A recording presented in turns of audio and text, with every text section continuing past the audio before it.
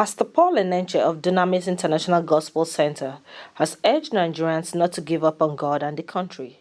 Enenche, who gave the charge at the day of outreach and prayers for the media practitioners and journalists in Abuja, stressed that there was hope for a better Nigeria. He said although a lot of people are disappointed at the way things are going in the country and think all hope is lost to having a better Nigeria, there is hope.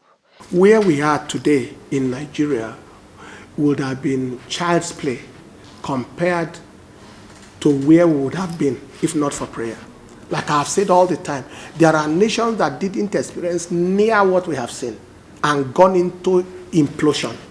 If God was out of the question and our prayers have not been answered, Nigeria won't be Nigeria today.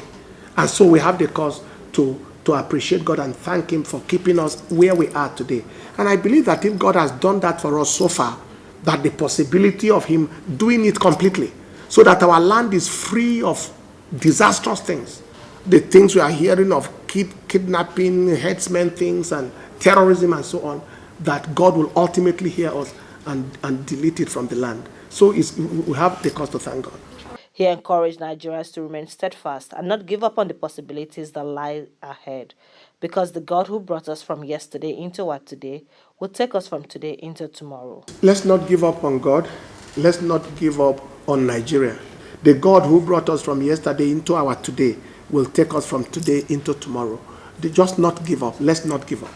Enenche also said the Nigerians must live their lives with eternity in view, noting that no matter who you are and what you have, you must die one day, and none of your earthly possessions would accompany you to the afterlife. He that taketh the sword shall die by the sword. Those people should know that there is a day of reckoning coming. Those people should know that it doesn't matter how many billions you amass in this world. One day their heart will stop beating, their breath will stop. One day blood will stop flowing in their veins. One day their pupils will be fixed and dilated. One day they will be unresponsive to any form of stimuli, and that time they will appear before their maker in eternity. And they should remember that not 1 naira will follow them from this world. Not 1 dime will follow them from their bank account. And what they kill to get will not be useful to them after they have died. And that death is an inevitable end.